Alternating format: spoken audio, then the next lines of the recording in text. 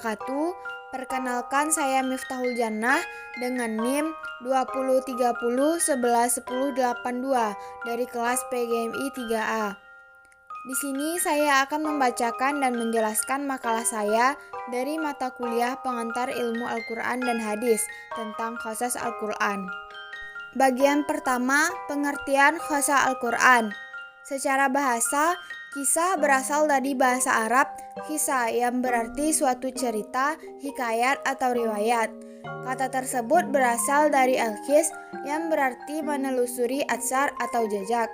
Kisah menurut istilah ialah suatu media untuk menyalurkan tentang kehidupan atau suatu kebahagiaan tertentu dari kehidupan yang mengungkapkan suatu peristiwa atau sejumlah peristiwa yang satu dengan yang lainnya saling berkaitan. Dan kisah harus memiliki pendahuluan dan bagian akhir. Maka pengertian qasas Al-Quran merupakan kejadian, cerita atau kisah dalam Al-Quran yang menceritakan hal ihwal umat-umat terdahulu dan nabi-nabi mereka, dan peristiwa yang telah terjadi, yang sedang terjadi, dan akan terjadi. Selanjutnya, macam-macam kisah dalam Al-Quran. Pembagian kisah dapat ditinjau dari dua segi, yaitu segi waktu dan materi. Pertama, ditinjau dari segi waktu terjadinya peristiwa yang diceritakan dalam Al-Quran, maka dapat dibagi menjadi tiga macam. Bagian A, kisah gaib pada masa lalu. Kisah gaib pada masa lalu ialah kisah yang menceritakan kejadian-kejadian gaib yang sudah tidak bisa ditangkap oleh panca indera yang terjadi pada masa lampau, seperti kisah Maryam, kisah Nabi Nuh, dan kisah Ashabul Kahfi. B. Kisah gaib pada masa kini. Kisah gaib pada masa kini ialah kisah yang menerangkan kegaiban pada masa sekarang dan yang menyingkap rahasia orang-orang munafik, seperti kisah yang menerangkan kaum munafik, kisah yang menerangkan keadaan manusia saat terjadinya hari akhir dan pencabutan nyawa manusia oleh para malaikat. C. Kisah gaib pada masa yang akan datang. Kisah gaib pada masa yang akan datang ialah kisah-kisah yang menceritakan beberapa peristiwa yang akan datang yang belum terjadi pada waktu turunnya Al-Quran. Kemudian peristiwa tersebut benar-benar terjadi. Oleh karena itu, pada masa sekarang merupakan peristiwa yang dikisahkan terjadi seperti jaminan Allah Subhanahu wa Ta'ala terhadap keselamatan Nabi Muhammad SAW dari penganiayaan orang-orang banyak yang mengancam akan membunuhnya pada saat itu.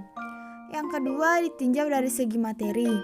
Jika ditinjau dari segi materi yang diceritakan, maka kisah Al-Quran dibagi menjadi tiga macam.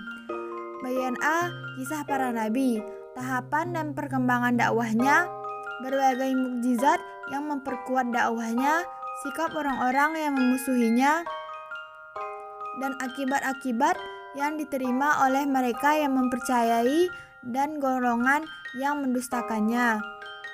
Bagian B, kisah orang-orang yang belum tentu nabi dan sekelompok manusia tertentu, seperti kisah umat Nabi Musa yang memotong sapi. C. Kisah peristiwa dan kejadian pada masa Rasulullah SAW seperti Perang Badar dan Uhud. Selanjutnya, perbedaan kisah dengan sejarah. Berbeda dengan ilmu sejarah yang diturunkan para sejarawan, kisah-kisah dalam Al-Quran memiliki karakteristik yang tak hanya sekedar membincangkan sejarah secara umum, namun merupakan kisah pilihan yang mampu membuka cakrawala dakwah kepada agama Allah Subhanahu wa Ta'ala atau tauhid, dan memberi kesempatan kepada akal untuk mengembangkan pola pikir. Perbedaan kisah Al-Quran dengan sejarah pada umumnya juga dapat dilihat dari sistematika, waktu dan tempat kejadian peristiwa yang tidak menjadi karakteristik utama dalam Al-Quran. Kisah-kisah yang tertuang dalam Al-Quran tidak secara sistematis, karena memang tujuan utamanya untuk diambil sebagai sebuah pelajaran dari peristiwa yang dikisahkan. Selanjutnya, urgensi mempelajari kisah dalam Al-Quran. Jika kita telaah secara lebih jauh, Kebanyakan ayat-ayat Al-Quran yang terdapat muatan kisah-kisah turun saat Nabi Muhammad SAW di kota Mekah atau periode Makkiyah. Seperti dimaklumi, periode tersebut prioritas dakwah Rasulullah lebih banyak diarahkan pada penanaman akidah tauhid. Hal ini memberikan isyarat bahwa kisah-kisah sangat berpengaruh bagi upaya untuk mendidik seseorang yang awalnya belum memiliki keyakinan tauhid menjadi hamba Allah yang bertauhid.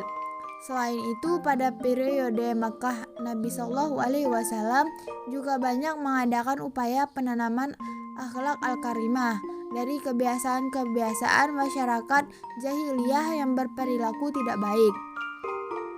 Pemberian contoh kisah-kisah umat terdahulu beserta akibat yang dialami bagi orang yang menentang perintah Allah serta berperilaku tidak baik secara tidak langsung mengetuk hati orang yang merenungkan hikmah di balik kisah tersebut. Kisah menjadi sarana yang lembut untuk merubah kesalahan dan kekufuran saat komunitas masyarakat, dengan tidak secara langsung menyalahkan atau mengurai mereka.